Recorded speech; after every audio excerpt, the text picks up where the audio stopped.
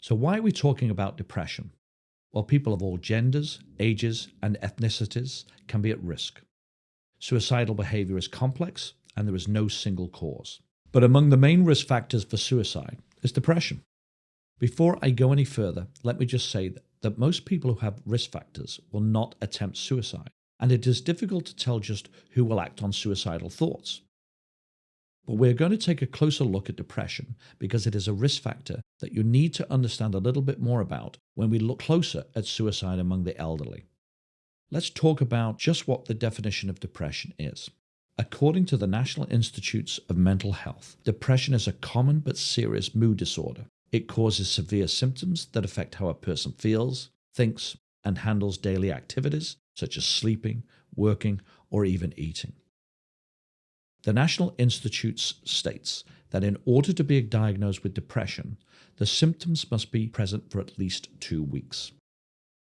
Just exactly who is affected by depression? The answer to that is anyone.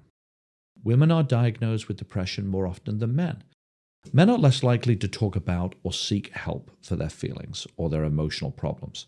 As a result, they are at greater risk of depression symptoms that are undiagnosed or, more important, undertreated. So what are the signs and symptoms of depression? Again, we'll look to the National Institutes of Mental Health for the answers. They tell us that if you or someone you know has been experiencing some of the following signs and symptoms most of the day, nearly every day, for at least 2 weeks, these are the signs of experiencing depression.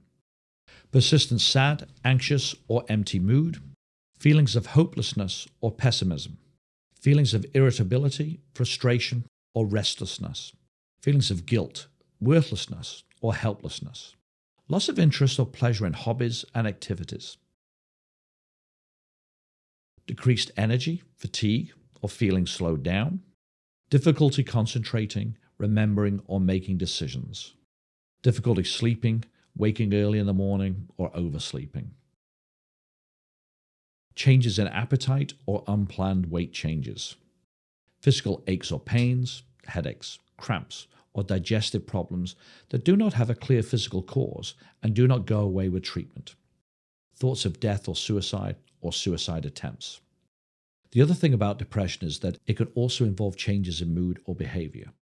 For example, increased anger or irritability, feeling restless or on edge, becoming withdrawn, negative, or detached, increased engagement in high-risk activities,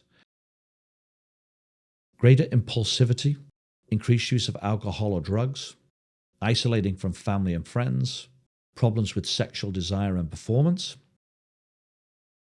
inability to meet the responsibilities of work and family, or ignoring other important roles. For men and women, depression can look quite different. Even though men and women can feel depressed, it's how they express those symptoms and behaviors they use to cope and can be different. For example, some men, and I might add even some women of course, may show symptoms other than sadness.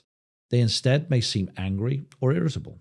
And even though increased use of alcohol or drugs can be a coping strategy for any person with depression, it is a fact that men may be more likely to use alcohol or drugs to help them cope. It is even the case that in some instances, mental health symptoms appear as physical problems. Someone might have a racing heart, a tightened chest, headaches, or even digestive issues.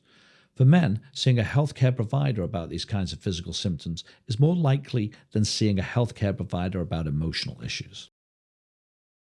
Because depression tends to make people think more negatively about themselves and the world, the National Institutes of Mental Health says that these people may also have thoughts of suicide or self-harm. So, how is depression different for older adults? The Centers for Disease Control and Prevention, the CDC, tells us that older adults are at an increased risk for depression. We know that about 80% of older adults have at least one chronic health condition, and 50% have 2 or more. Depression is more common in people who also have other illnesses, such as heart disease or cancer, or whose function becomes limited. Older adults are often misdiagnosed and undertreated. Healthcare providers may mistake an older adult's symptoms of depression as just a natural reaction to illness or the life changes that may occur as we age, and therefore not see the depression as something to be treated. Older adults themselves often share this belief and do not seek help because they don't understand that they could feel better with appropriate treatment. Some estimates of major depression in older people living in the community range from less than 1% to about 5%, but rise to 13.3% in those who require home health and to 11.5% in older hospitalized patients. So, these numbers tell you something obvious.